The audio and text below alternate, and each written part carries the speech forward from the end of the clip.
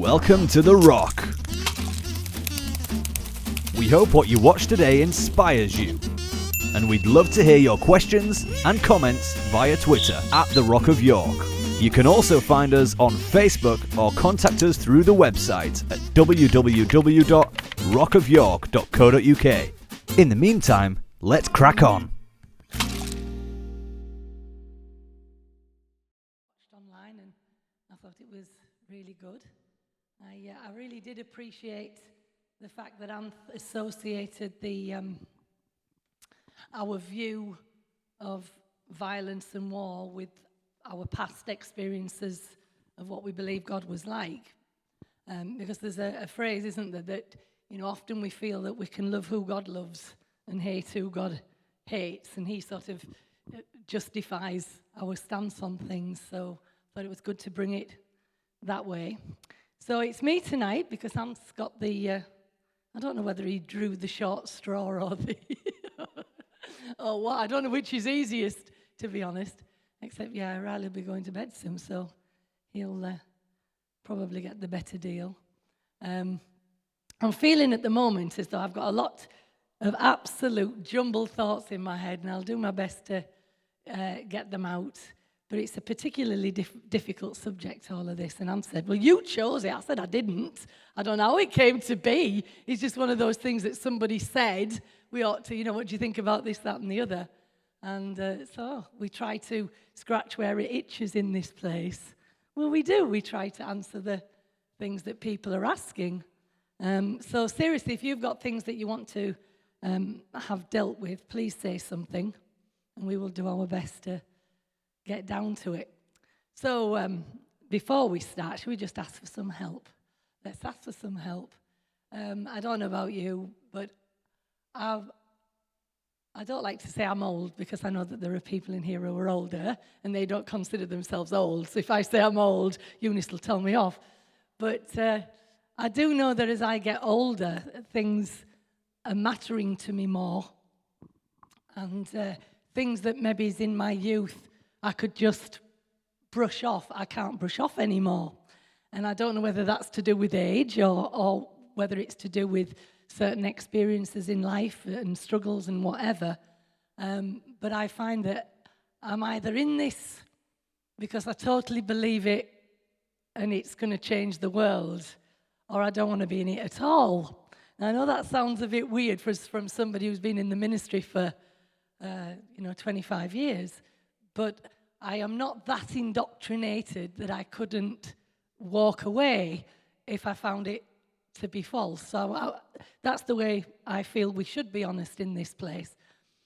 So what we're wanting to do when we tackle these subjects is to be real. And somebody said in an email to me a little while ago that you're not as honest as you portrayed yourself out to be, and that was very hurtful to me.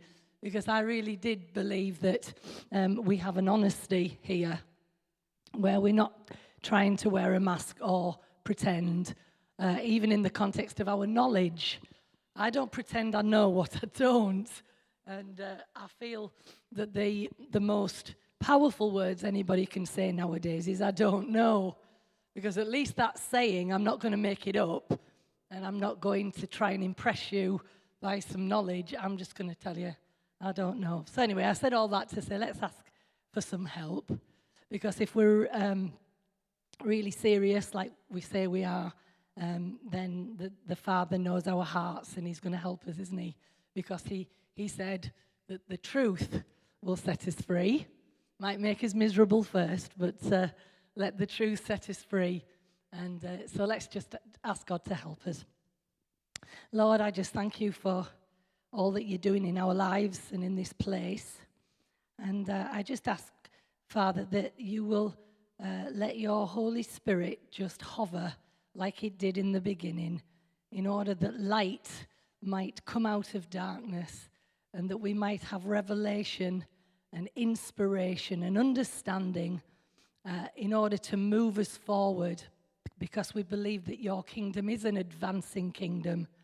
And we want to be moving forward in the way that you are moving forward. So I ask, Father, that you'll help my mind? Will you keep it clear? Will you give me clarity? And don't let me wander off track or where I shouldn't be going. But please speak to the people what you once said. We ask these things in your name. Amen. Amen. Okay, so let's have a look. The subject that we're talking about conflict or war. I mean, Anth prefers to use the word conflict because war is probably more specific, but conflict in general, it is a massive subject. And I would have said right at the beginning that I was totally anti-violence, anti-fight, anti-anything like that, until you start to look at it in depth, and then you start to realize that things aren't as clear-cut as you thought they were. And there's so many subjects, and at the end, because I might not speak for very long, but who knows, but at the end, I've just got a whole bunch of questions that were coming to my mind that I might just blurt them all out and let you have a think about them, because sometimes the questions that come up are just so many that you don't quite know what to do with them all. But I was thinking about, in the context of the whole thing about war, you've got the fact that the Lord's Prayer says, your kingdom come, your will be done on earth as it is in heaven. But then we've been taught in what you would call our common narrative that actually there was a war in heaven. And so that immediately puts you on your back foot, because you're saying there was, in the whole story that we have been handed in the common narrative, it starts with war in heaven. Now, the whole thing goes that God won. He threw out Lucifer, which I have a problem with that, because I'm not sure that even in the name. Can I throw this one in? You see, I'm doing it already. Let me throw this one in. If names meant things in the Bible, right, you've got the fact that the other two archangels, one's called Michael. Do you remember when we talked about El? And there's Gabriel, and then you've suddenly got Lucifer. That don't work for me, because you see, there should be some sort of pattern, and there isn't one. So where did we get him from? But anyway, that's another story. But if we are to believe then that this war in heaven, and it suggests then that there is a good side to war, because if it deals with the baddies, then we're okay. Because right at the beginning, there was a war, and it all started with a war. So that makes me feel a little bit uncomfortable, because when we start praying things like, as it is in heaven, your will be done, then you have to think, well, as it is in heaven, there was war in heaven, therefore there's war on earth. It justifies war on earth. Now, I'm only throwing that in to really show you the things that come to your mind. So basically, what I'm going to start with is a little diagram, if I've got a pen, because you know here that we sort of hold to a less common narrative, let's call it that, shall we? And there's a little picture that we can do here, and it's like that. And then we've got here, perfection. Here, we've got the fall. Here we've got the terrible place of sin. Then here we've got the cross and salvation that pulls us out of this horrible pit and establishes back on the road, which eventually we go up to heaven. But of course, anybody who doesn't get saved goes to where? That is what's called the 6-point narrative of the gospel. Now, the thing is, you can find that in many other religions as well, and it's questionable who pinched it from who, but that is the picture. Now, what's amazing is if you get away from this, which we've tried to do in our understanding of the Abba of Jesus, you find that the new covenant brings us to something totally different, and it's this. just a very funny shape, starting here, but you have creation, I can't spell, and then we've got liberation, with this widening continual space in the middle, which is called peaceable kingdom. Sorry, my writing's not very good at all. Which is a far nicer looking picture than this, because this is just constantly expanding. It's going to just keep expanding and expanding. Now, we're going to talk about the peaceable kingdom tonight. And hopefully, can somebody get me some water, just a little tub of water, please? I'm sorry, I forgot some water. Because if we have to ask the question, can we really believe that we can have this peaceable kingdom on earth? Because if you go back to the story of the angels singing at the birth of Jesus, what was it? Peace on earth, goodwill to all men. And you have to ask a question, where is it? Where is that peace? Unless it means something else. And we've been taught in many ways that it's about an internal peace, that the peace of God that passes all understanding, it guards our hearts and it guards our minds. So there's been an awful lot of emphasis on the peace of God that is about internal kingdom, as opposed to whether it can actually be visible in the context of our world. So do we believe that there can be peace on earth? So if we believe that the overarching story of the Bible is creation, liberation, and reconciliation, then what we see at work, in essence, are the opposite. And I probably should put them on the board, but I'll just tell you them now. It's this. The opposite of creation is what? Destruction. The opposite of liberation is oppression.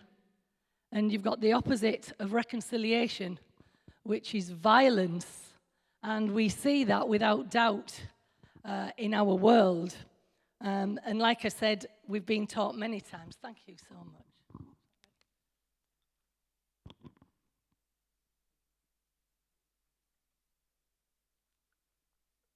You can be noisy if you want as well. Please, talk to me. I prefer it. We've been taught as well that, again, in our desire to make the gospel work for us, we've internalized a lot of things about in situations that peace of God will pass all understanding. But we've probably, what's the word I'm looking for? We've probably steered away from whether it can be a realization in the context of our world. So we have the whole understanding of Jesus coming. We know that he is the Prince of Peace. But then as we look across the world, we don't see a lot of peace. But then we say, yes, but where the peace is in our hearts. So all hell can be letting loose around us. And providing we've got peace in our hearts, we actually believe that somehow we've got the whole gospel. Now, I don't know.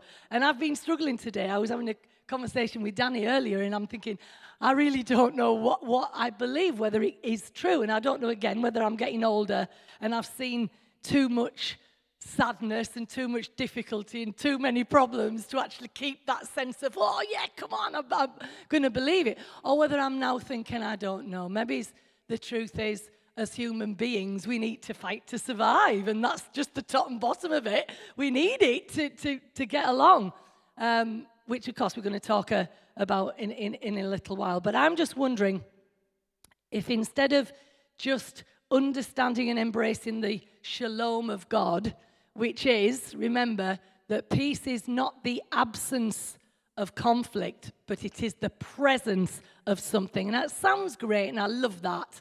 And I want there to be the presence of the peace of God, the shalom of God, dwelling richly in our hearts in all situations. But then I could go off on a tangent there and say, how many of us find that to be true when really the SHIT hits the fan? Be honest.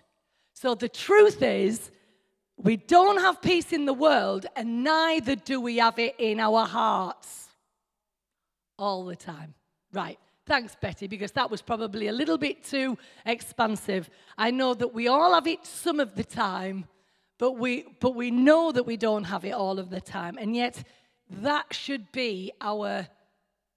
I believe that the church, the ecclesia, should be the place where there is the most happiness, the most joy, the absolute least amount of falling outs, the least arguments in the sense of arguments that take to breaking of relationship. I think arguments are all right if you're arguing a point of view. I think it's great. I mean, me and Jenny often, don't we, really, well, what about this and what about that? And it's great. We love it. But arguments that lead to the breakdown of relationship should absolutely never be. Never be.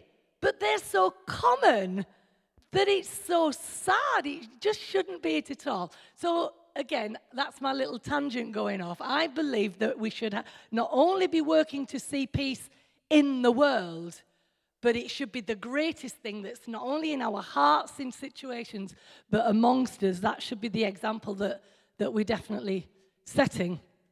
So anyway, my title then is Peace on Earth, Peaceable Kingdom, or is it a pipe dream? Good question, eh? Anth mentioned on Saturday night, and I thought it was great, about the new wine. And he likened the new wine to a new understanding, a new revelation. And he talked about that new wine needing a new wine skin. And we get that, and we understand what happens if we don't have the skin replaced.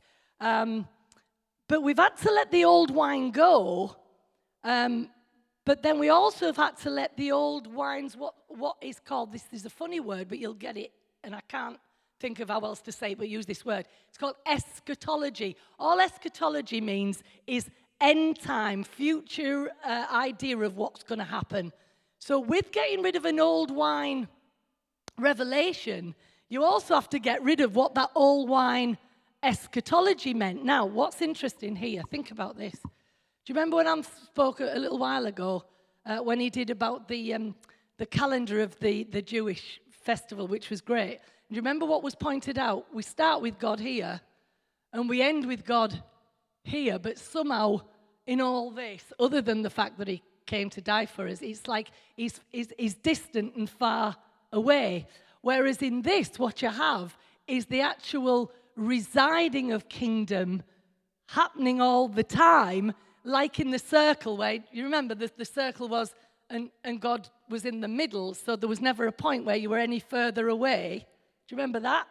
What you have here is that same thing, because there's never a point where you're not in it all of the time now, not waiting or starting with it here at creation and then only ever getting back to it when we die, so to speak, at the end time. See what I mean there? Okay. So we need a new eschatology.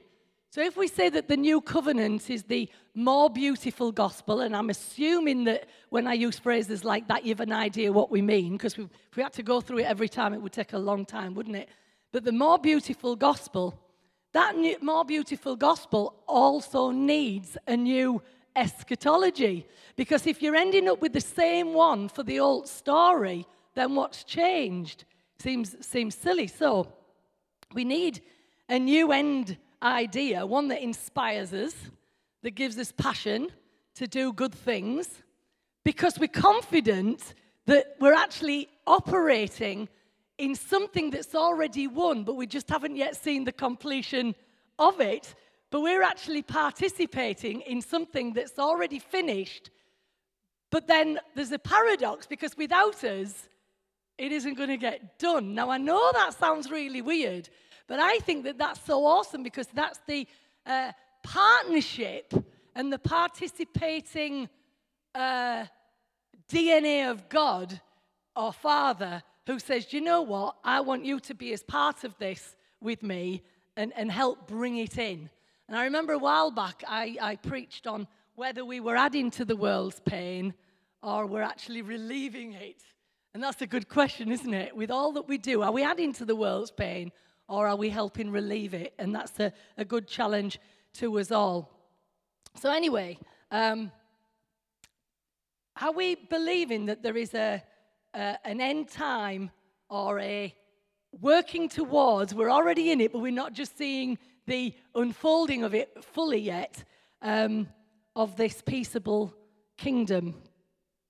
And are we willing to have our present way of life shaped by what we believe that God's vision is for the world? Because if we're not careful, and I know some of you don't know anything about this, but old-fashioned common narrative of the story was basically, you're in the earth, you're in the world, but you were not of it, but you just needed to hang on by your fingertips because thankfully Jesus was going to come again, and finally he would take us all away from this terrible world, and everything would be okay. Now, we don't talk like that here, do we? So some of you might never have heard that, but that was what was called the common narrative. So people used to sing songs like, "Hold the fort, for I am coming." Basically, you know, we're fighting and we're doing our best we can to survive, but, you know, hold on because Jesus is going to come. And he's going to redeem us all out of it, and we're going to all be happy up in that lovely place called heaven.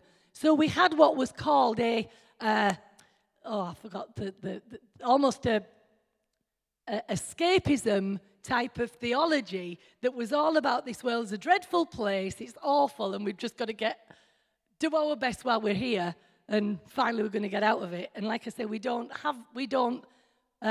really go for that, because we believe that this is a place that we were given. If we were angels, if he'd have made us angels, we'd have been angelic in another sphere. But he made us human, and he put us on here, right? So this is our place, and it's up to us to help in whatever way we can to make it a wonderful place. So, right, let's just move on. So, the narrative spoken about last week, this image of a violent God. If we reject that image because of Jesus and what we feel Jesus shows us, we have to end up with a different end. I just feel it has to be. You can't end up with the same ending because we've allowed Jesus to change our view of the Father and his mission and what he intended to do. So in the end, you've got to have a totally different view of what's happening from the what's called that 6-line narrative.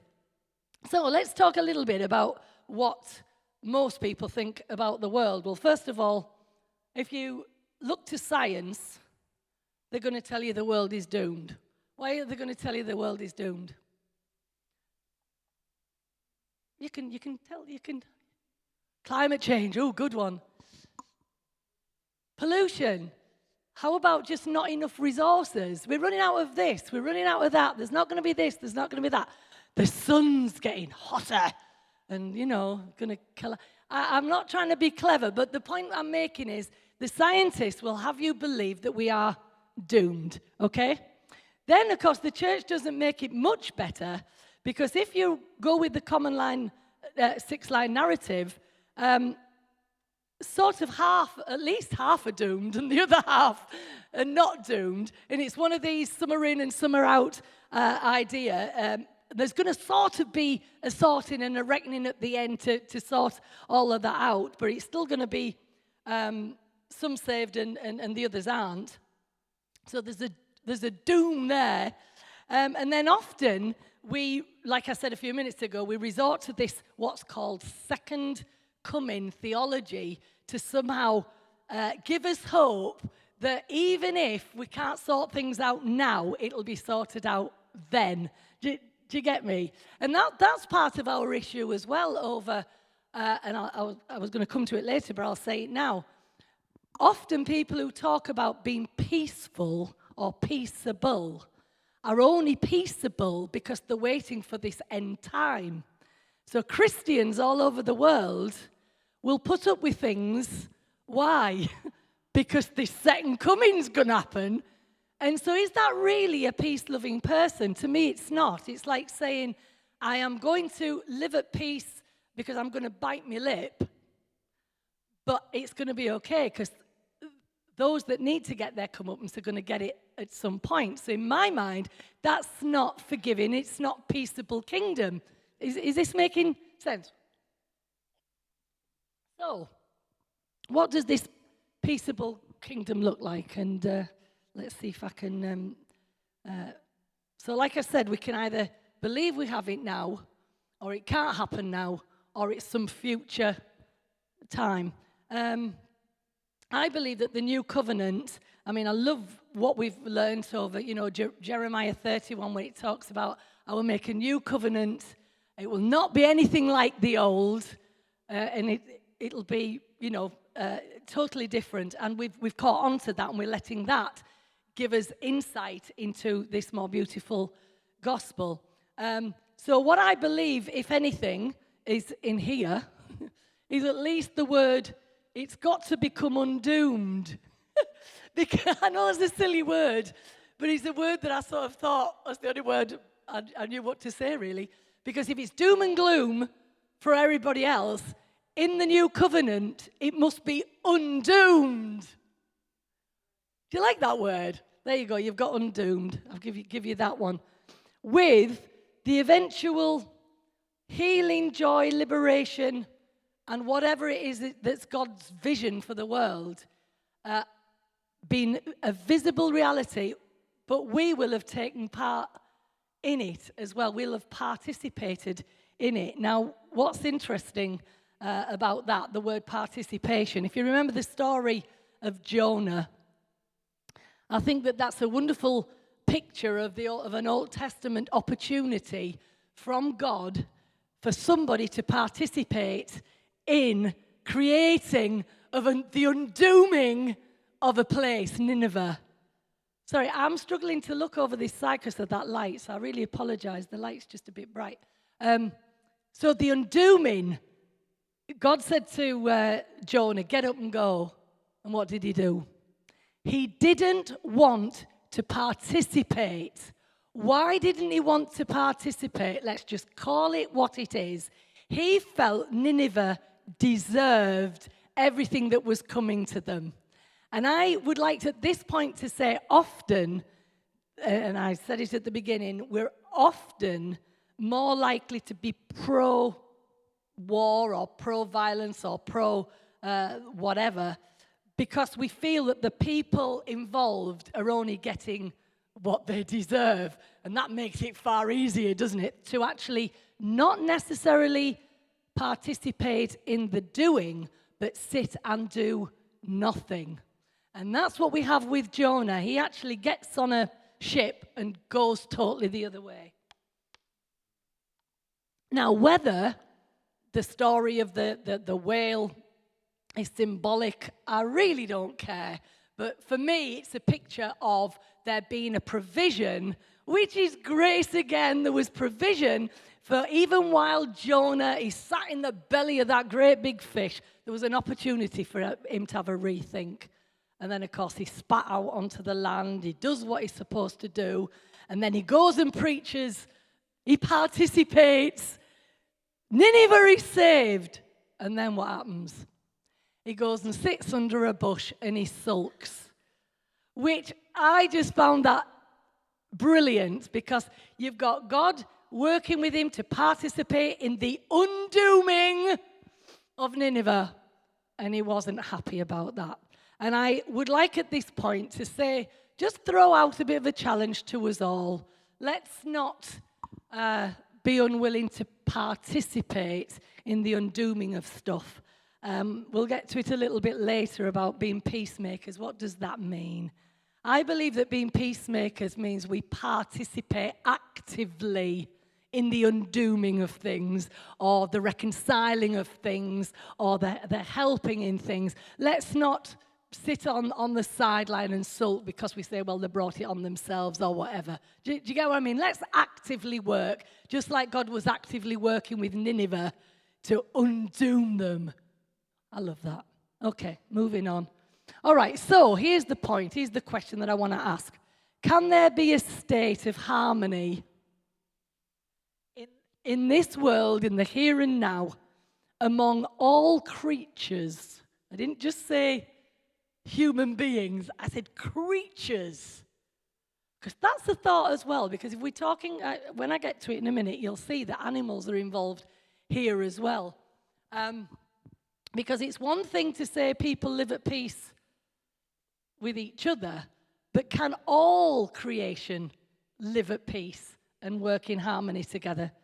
I often find it really funny, and I know Amy and the gang will forgive me for saying this, but I often find it amazing when people are so pro-animal that they still don't understand that animals are pretty nasty to each other.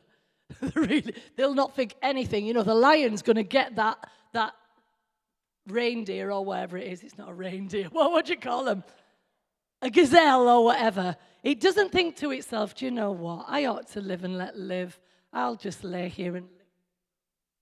It says, no, dinner. And it goes, and the poor thing can be absolutely terrified out of its wits, but it's not going to. Do you know what I'm saying? So right across the board, we've got to think in terms of what does this peaceable kingdom mean? If it can exist, what does it mean? And I don't want to, you know, like I say, upset anybody with that, but I do believe it's important. I mean, I've been challenged with a lot of things as we've come to talk about this subject. So, Isaiah, and I think I've got it here, so I didn't have to worry about finding it.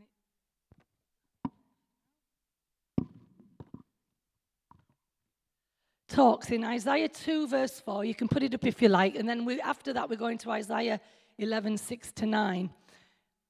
Says something which is really quite amazing, and I'm going to read it to you, but it's whether this is a picture of the peaceable kingdom. And we're finding it in the Old Testament, and we know that the Old Testament has a wonderful golden thread, like we've talked about, running through it. It might have all this other horrible stuff going on, but we know that there is this wonderful thread of the grace of God and the picture bringing us to Christ. So we know it's there.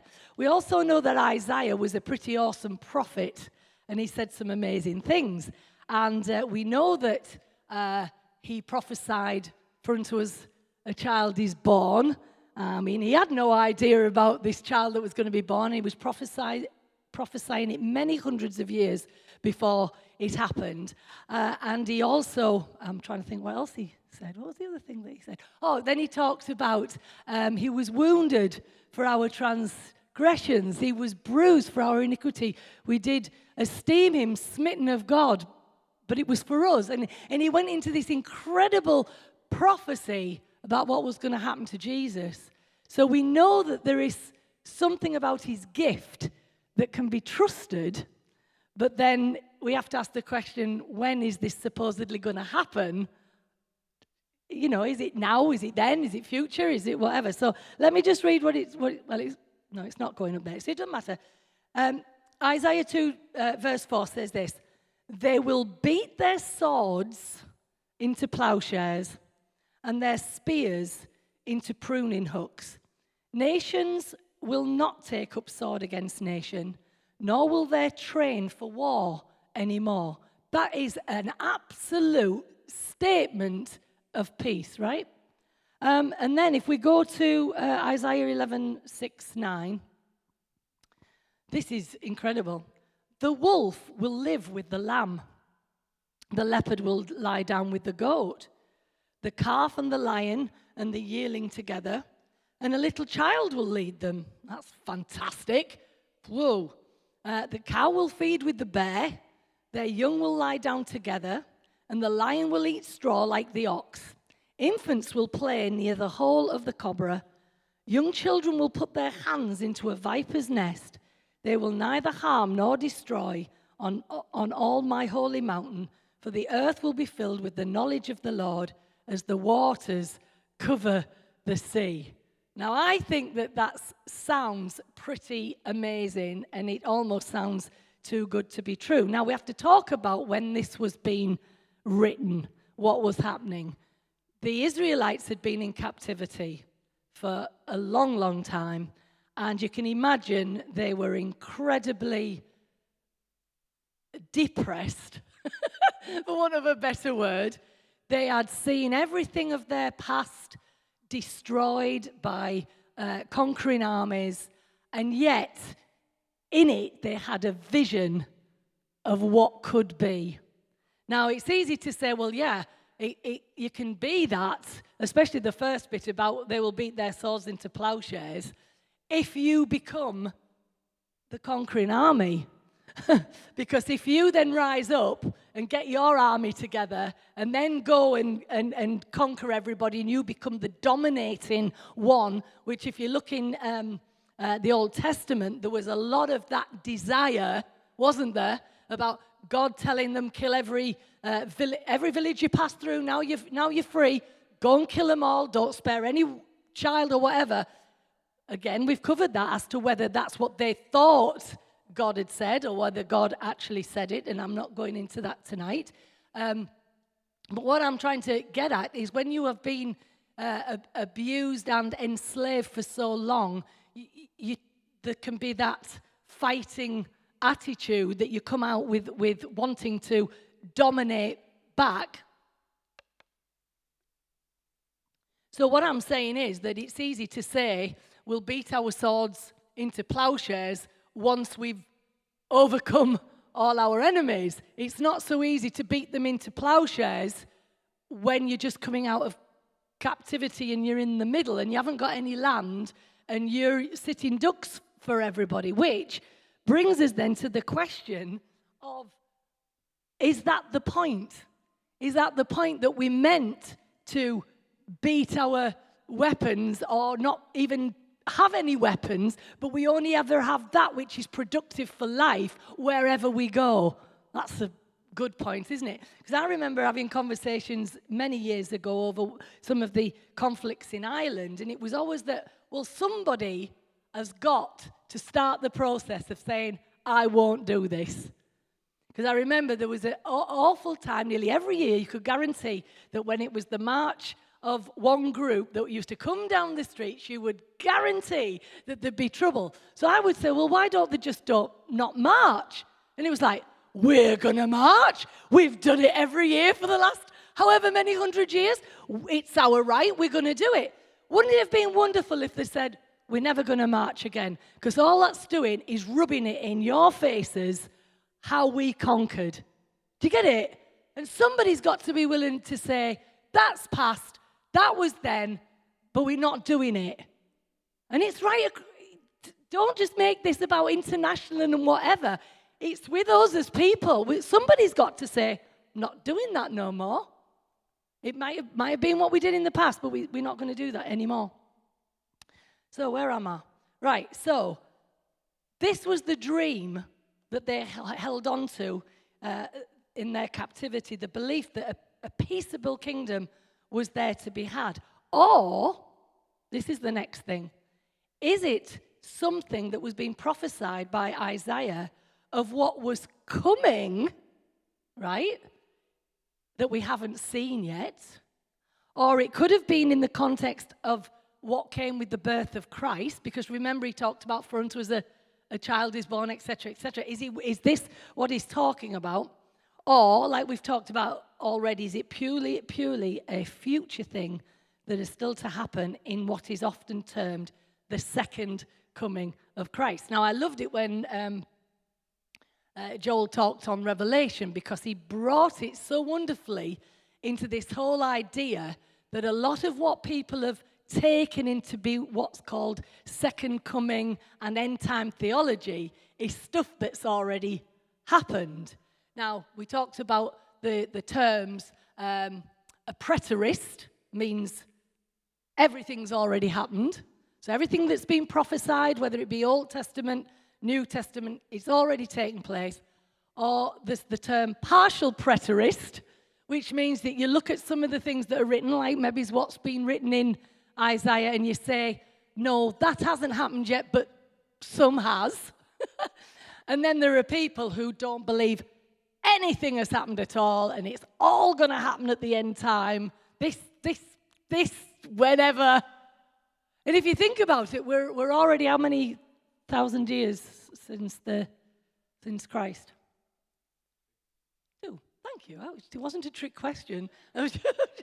So we're already 2,000 years on, and nearly everything that was talked about by the early church was talking about soon. It's going to happen immediately. And I'll tell you to a scripture in a minute where it's talking about before this generation passes away, all these things must have come to pass. Well, hang on a minute, we're 2,000 years on, and we are still saying none of it has come to pass. Something's not quite right. And I hope, is this coming over clearly? I hope so, because if it's not interesting, I'd be very sad. But anyway, that's all right. I won't fight. I won't fight you. I'll just... All right. So, this term, that's the second coming of Christ, to me is hilarious. Do you know it is not in the Bible at all? There you go, Barbara. Just knocked your socks off there, love, haven't I? And we're not making this up. It is not in the Bible as a term, the second coming of Christ. It's like the word rapture. There is no reference to rapture. It is a concept that's been taken from words, a bit like hell was taken from Gehenna and Hades and Sheol. It's another one of them. What's the word we use? Mischief. And that's why I said at the beginning, I'm either in this for real, because I am hating the mischiefs that I'm finding, and I'm thinking, hang on a minute, I don't like the mischief. So, let me just get down to... actually, before I move on to that, can I just go back a little minute? Because there is a train of thought that says that the beasts that's talked about in Isaiah 11, they could be names of different countries, because different places were symbolized as countries. Or there is another train of thought which is saying that the inner beasts of us, our internal demon beasts, they get what's the word when you train? They get something or other. Domesticated, tamed. Thank you, Jonathan. That's the word I'm looking for. They get tamed. So basically, the lion lays down with the lamb because of the reconciliation of God's kingdom within the individual. Now, I quite like that. I'm not saying it's right. I'm just, listen, and remember, in this place, what I'm saying tonight doesn't mean that I am right. I am throwing this out for you to listen to and to think about and to read and then make up your own mind, because I'll probably find something else tomorrow that I think, ooh, I wish I'd said that. You know, so we're not trying to make anybody believe anything. Do you get that?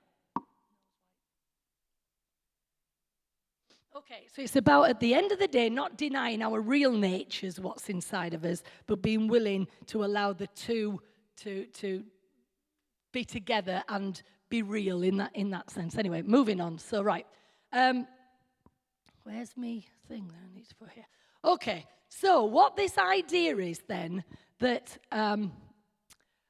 this peaceable kingdom, it is something that is not yet visible fully, but we're participating in it, but in reality, it's already there, but it's not yet complete. I struggle with stuff like that, because I know it's a bit hard for us, because we very much, aren't we? We want it made very, very clear, but that's as clear as I can make that. So, right. Second coming of Christ, then, this is really interesting. That word, or that phrase, the second coming of Christ, is taken from a word that is parousia, P-A-R-O-U-S-I-A, parousia. And basically, all it means is presence. You think, where did second coming come with that? But it's because it happens to be written, that word parousia, among a lot of talk about the end of the age. So in things that the disciples were talking about, that were talking about what was going to happen at the end of the age. But you see, we've taken that it's the end of the world, whereas actually the disciples are talking no further away than 2 years ahead, or what have you, in the sense, they've had Jesus, they've watched him live, they've watched his death, they've witnessed his resurrection, and they know that something is happening, and they're not quite sure what, but they're looking at it in the context of an immediate happening, not something 2,000 years on that we're still waiting. And yet, if you think about it, what dominates a lot of the common narrative belief is this Jesus coming back to rapture his church. They use pictures of Noah and the ark. But if that's the case, well, there's only 8 of them. It's not going to be much fun, is it? If there's only 8. So I don't know, all these pictures, it all gets a bit weird. But anyway, that is the truth. But anyway, so Parousia means presence. And they knew that they were waiting for something very different because of what they had seen in Christ.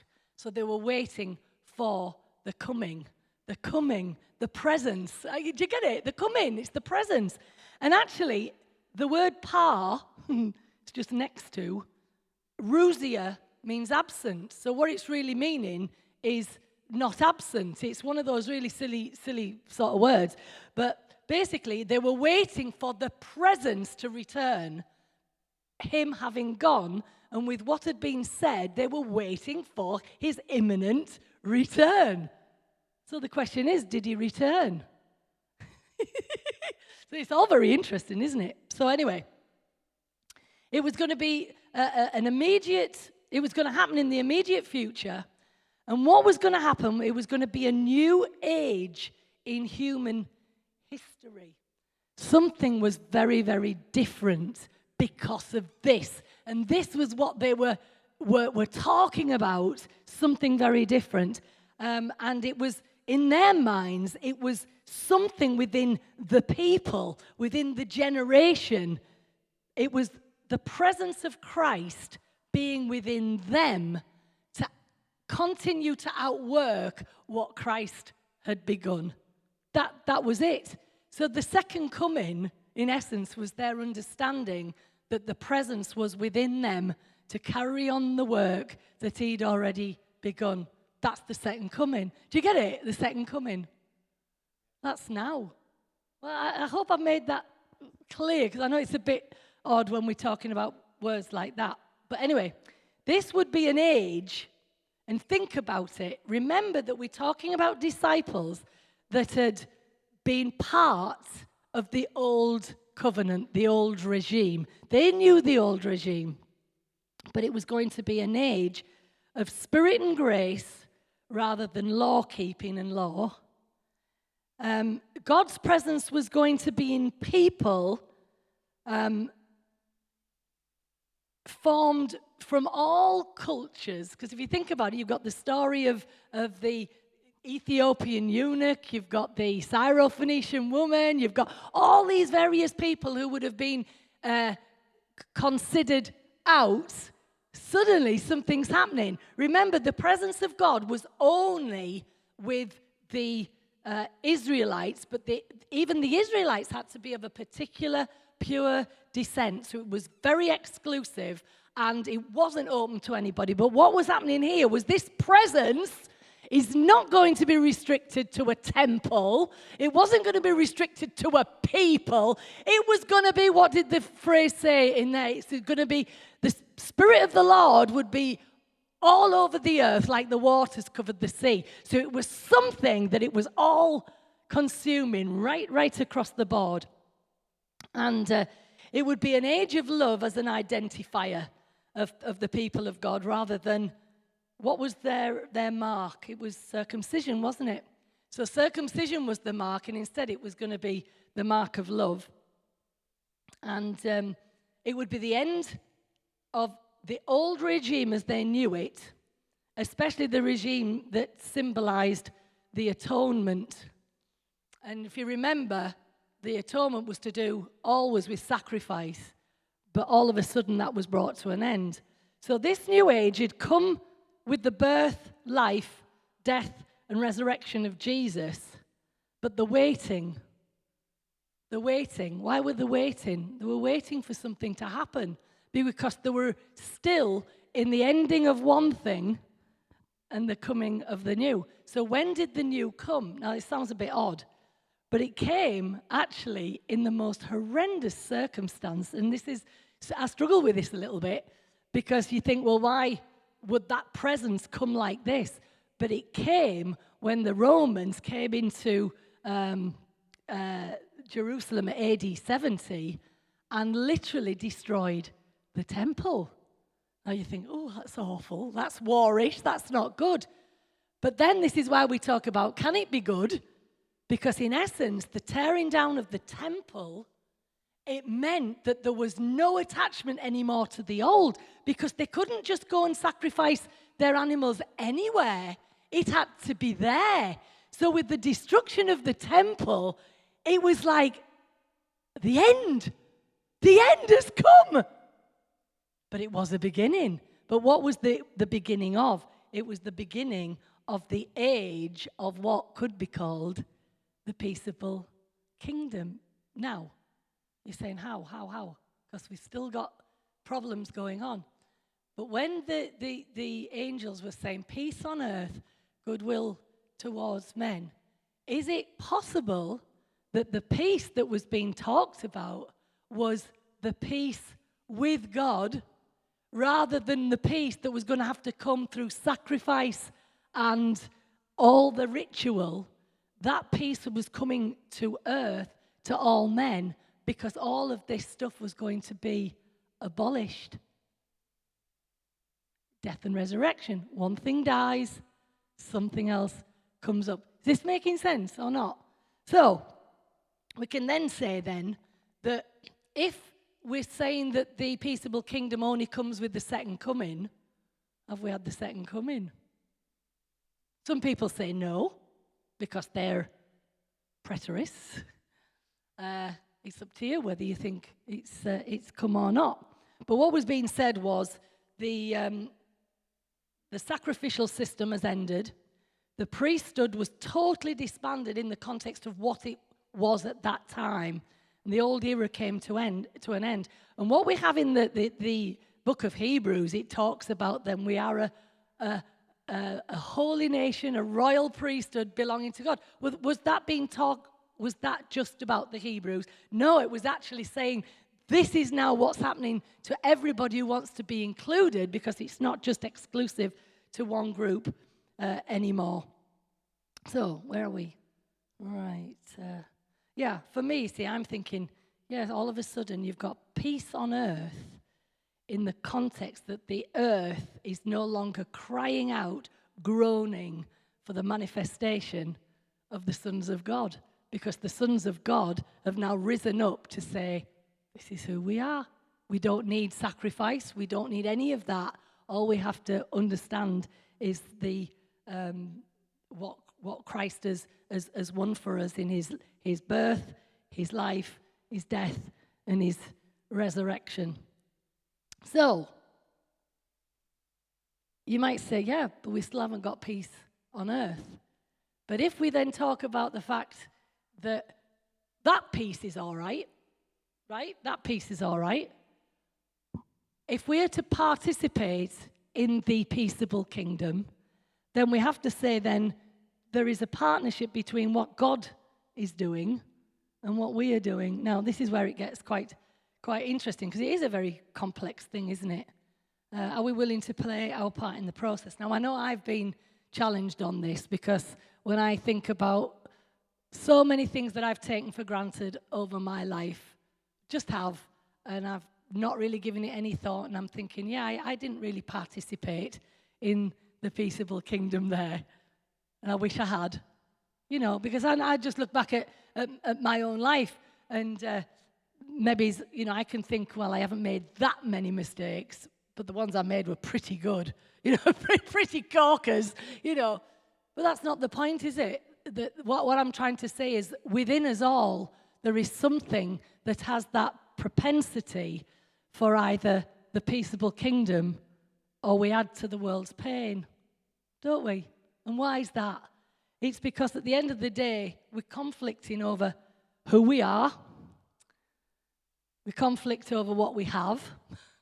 We conflict over what we do. And I begin to wonder, can it ever be literally a reality when it comes down to people?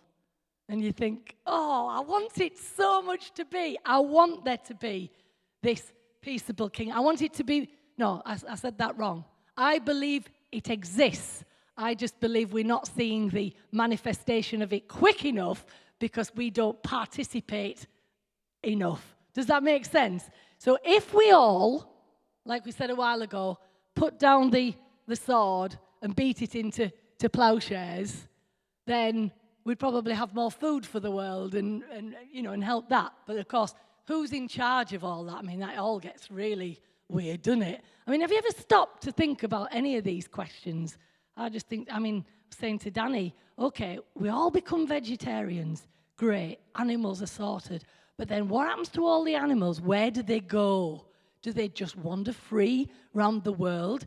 Then do we get a point where we're afraid that the animals are going to eat us?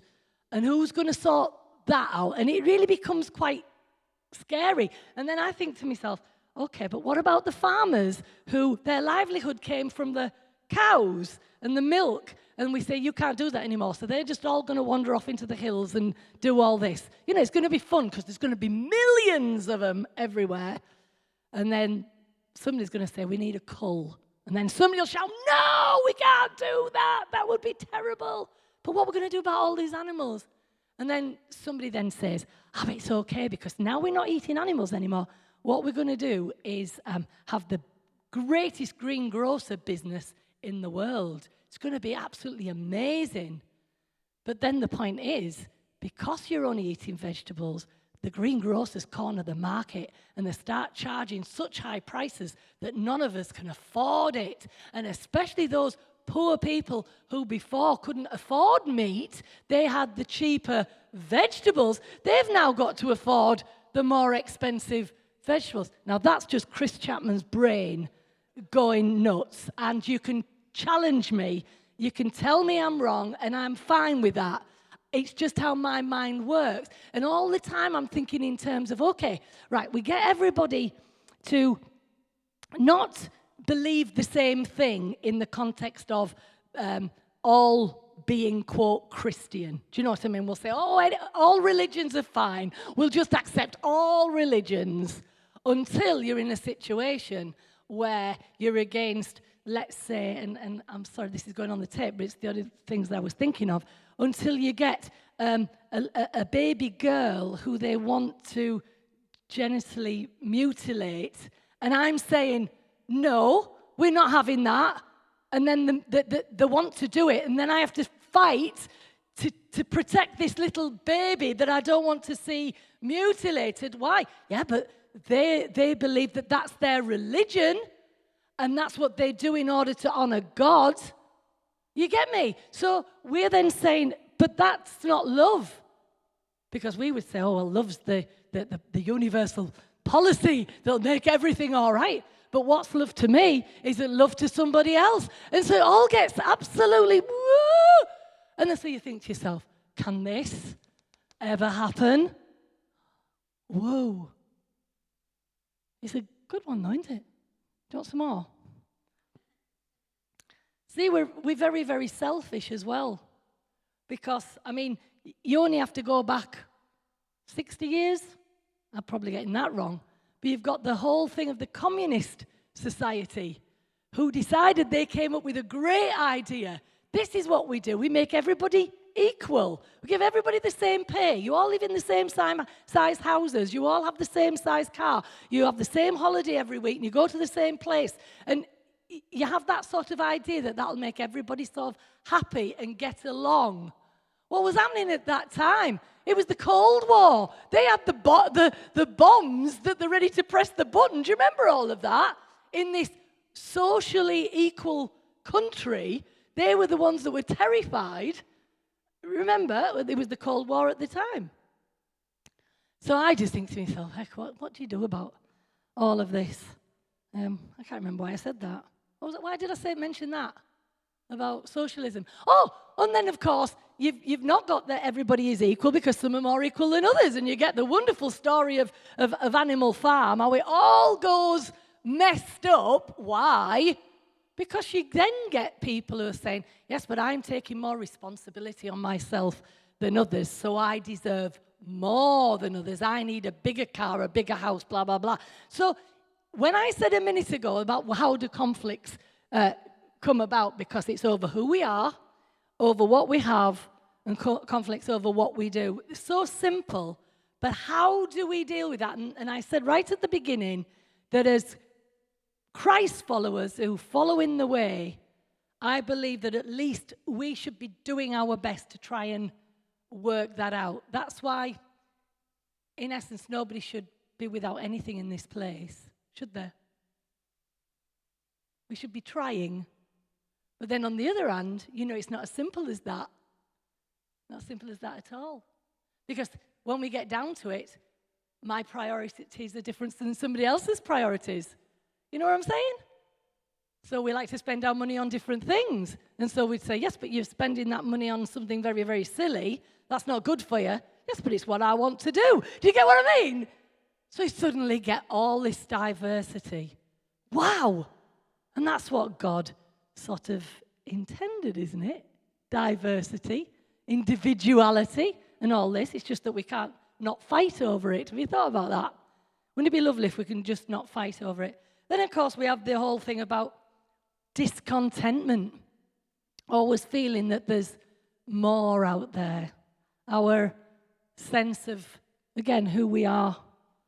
There's also the fact that you always have to have somebody in charge. And isn't it funny when you get somebody in charge? What happens? I find it so funny, and I've got a little story for you. I follow a group on Facebook, and it's a group of people who felt that they've really been, they would use the word abused. I don't like to use that word, but in the sense that their lives have been incredibly restricted and dominated by a Christian message, very much like this 6-line narrative over there, and it's kept them very much under control. And so they're rebelling against that, and they're getting free, and they're dead excited, and they're saying loads of things on the pages. But what's really funny, that you've got an administration who's now set themselves up from the 3,000 that are in the group to make sure everybody behaves and doesn't say nasty things to each other and is nice to each other. And you're thinking, but you came out of that because the pastor had the audacity to tell you that you couldn't wear green or whatever. Oh no, that's abuse, that's terrible, I'm not going to that church anymore. And then they go and join a group where there was an administration set up to tell them what they can and can't say. Oh, it makes me just think we are such nuts. We're nuts. Because you have to have authority. You have to have somebody who sorts stuff out, who's willing to get messy and dirty to say, do you know what? Yes, in this situation, you can do that. And then, of course, somebody else comes along and does exactly the same thing. You sit them down and say, no, I'm sorry, you can't. And they'll say, you said yes to that one, but you said no to me. And somebody's got to have the gumption to say yes because things are different. And then people don't like it. And then they don't like authority. And then the fight. See? I've got it, haven't I? So, here's the question. Have we been promised utopia or a peaceable kingdom? Or is it something that we have associated with dominion and power? Just like the children of Israel when they were coming out of slavery, and they're talking about how it's going to be. Why? Because we have got control. We're going to dominate. We're going to be the ones in charge. Therefore, we can have that peace because we are the top dog, right? And I don't know whether, and this is hard to sort of say, I don't know whether that's what Jesus ever intended. Because if it's death and resurrection, then it's always the fact that Jesus says, I would rather die than push my point. I would rather die than make you do this, that, and the other. And I think that what the church has been called to do is do the same. And is actually to say, we would rather die than impose this. Rather die.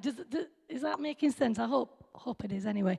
So in Revelation, and I mentioned it before about when Joel sort of wonderfully deconstructed some of our second coming, which doesn't exist, ideas of Revelation, we have this picture of Jesus on a white horse, the conquering hero, blood all over the place. Because what is that suggesting in the context of how it's been interpreted?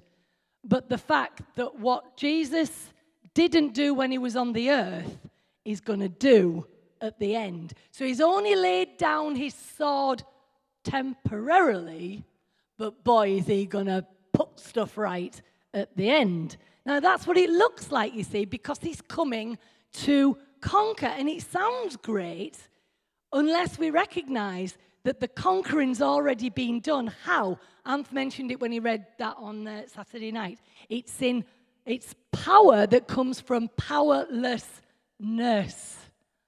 It's the opposite. It's turned all on its head. So what is interesting is that we talk about enemy love, but only in the context that everything is going to get balanced in the end. And then, we'll have peace. So let's just talk for a few minutes about fear. Because fear is at the root of most of this, isn't it? When we feel that we're so afraid that we have to defend because of a fear of loss. Have you ever noticed any of these end-time apocalyptic films that you watch when it's, the bombs have dropped and you've got a few survivors and they're trying to make things work? Have you ever noticed there's always one horrible person? Come on, be with me. Who looks as though butter wouldn't melt in their mouth, but they're stashing water and food somewhere and won't share it with anybody else. You ever noticed that? And they take everybody else's, but they won't share. Oh, that makes me so mad. Really does. Because you see, we always feel that if we were to give what we had, we would be left with nothing. And so it's about survival, isn't it? So we have this survival mechanism going on when actually we're supposed to be sons of God. Can we manage with less? Then, of course, we get into the whole thing of greed, always wanting more at the expense of others. We're told love casts out all fear. But what if loving someone else means I have less? I'm going to be afraid again. So it's like But anyway, in 1 Corinthians 12, it talks about love being a most excellent way. We talked about who defines that policy, and it has to be sacrificial love. It just has to be. It has to be a love that gives to the willingness to lay down one's life. And we'll move on. I'm just coming to the end of it now. Blessed are the peacemakers. Matthew 5, verse 9. I love this because it says, for they shall be called. They should be called the sons of God. Now, isn't that interesting? That it's not that those who have made a decision or believe certain things in the sense of a doctrine, but it's those who go out of their way to be peacemakers. Now, I said a little bit about this earlier on, but it's not about taking sides or not taking sides, because often we think that not taking sides is being a peacemaker. But in fact, it's more about finding, or should I say, not trying to find out who's right or wrong, but actively working to bring reconciliation. And that's an important one, isn't it? That we tend to keep out of things because we don't want to make matters worse or what have you. But in fact, we ought to be peacemakers where we're actively trying to find a way to bring reconciliation. And I know what it's like that we've struggled a lot over this last 13 years because certain things happened, and people treated us in a particular way that was quite unfair and awful, even though it was understandable. Don't get me wrong, it was understandable. But then what can happen is that people can know that that is going on and actually do nothing about it or say anything, which I believe that if we feel that somebody is being dealt with wrongly, I think that we ought to voice it. I really do. I think we ought to say, look, I don't think that this is love. This is not the right way to go. That's my view anyway. So anyway, the church exists to form Christ-like people of a Christ-like love. Now, I know that I haven't put a very good case for how we do that because, like I said, the complications of that is huge. But I suppose it's just beholden to each of us to decide, as far as it's possible, I'm going to live at peace with all men, and I'm going to make love my intention and my goal for all my decisions. Now, once we do that, it might mean that, Chris Chapman here is going to have to become a veggie. I don't know, but we'll soon see, won't we? Yeah, you see, I'm open to it, so all I'm saying is I'm willing to think about that. But I want to just finish with just a couple of scriptures because I think it's important. If we believe that the second coming was around the AD 70 when the temple was destroyed and that peaceable kingdom burst onto the scene, we've got to ask the question then that how much am I cooperating and participating with God in the operation, and appreciating that I can't take it back into law that makes it all about me, or that becomes a works-orientated gospel. So I've got to be willing to be willing to be counted, but at the same time be humble enough for it not to be all about me. See? Also, otherwise it all gets a bit weird. So it's not my might nor my power, but my spirit, says the Lord. And if we are believing, see, I believe that the world isn't as bad as it was. Some people say, yes, it's getting worse. I don't know. I just think our guns and our bombs are getting bigger. But we've always done horrible things to each other, haven't we? So we can probably kill more at once now than we could before. No, but these are the things, again, you think about. We probably kill more at one time now, whereas you'd probably do it in a very horrible way. Do you remember The Charge of the Light Brigade? Do you never remember that film? Where all the horseback cavaliers, charging into this great open space, and you're just looking and think, none of them stand a chance. What a way to go. You know what I mean? Horrible. And then, of course, you watch other things where they're impaling themselves on those sharpened bits of wood, and how horrible. I mean, it was very much more of an emotional and know what you're doing type thing. You hide behind a button now, probably. But before, it was very much face-to-face and horrible things like that, wasn't it? But anyway, this is what I want to sort of finish with is do not repay evil for evil, but rather live at peace with all men. And of course, do unto others what you would have them do to you. They're just very simplistic, I would say, really, in the context of how we should try and arrange or organize our attitudes to each other. And I want to then leave you with this at the end. Somebody said a while back that they were worried about Jesus. In all that we're talking about, they felt that Jesus was maybe getting pushed out a bit. And where did Jesus fit? I actually believe that we promote Jesus in this place more than people realize, because what we're actually saying is that everything hinges on Jesus. Everything.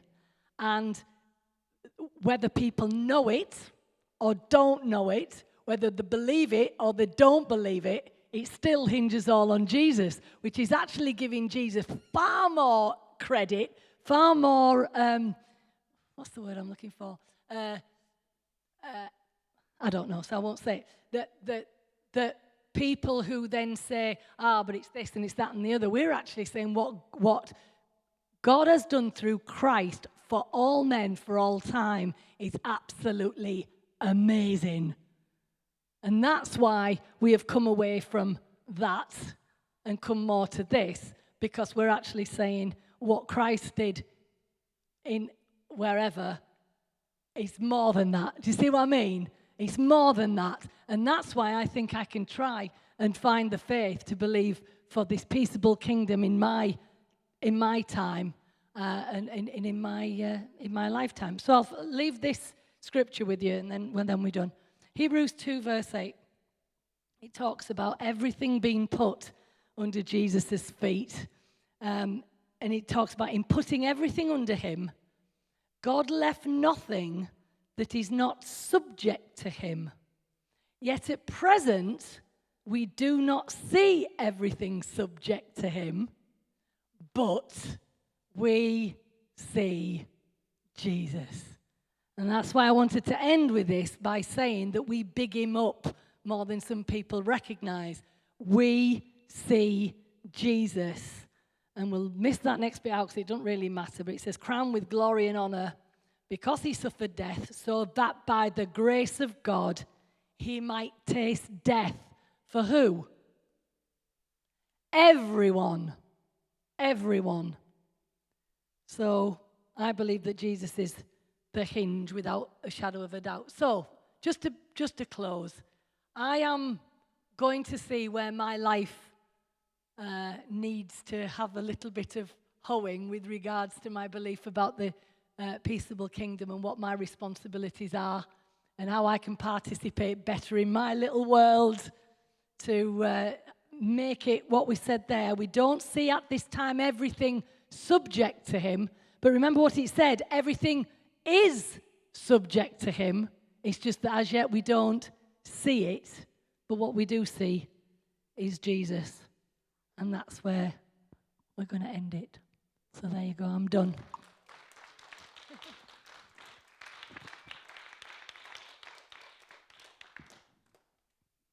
Bye-bye.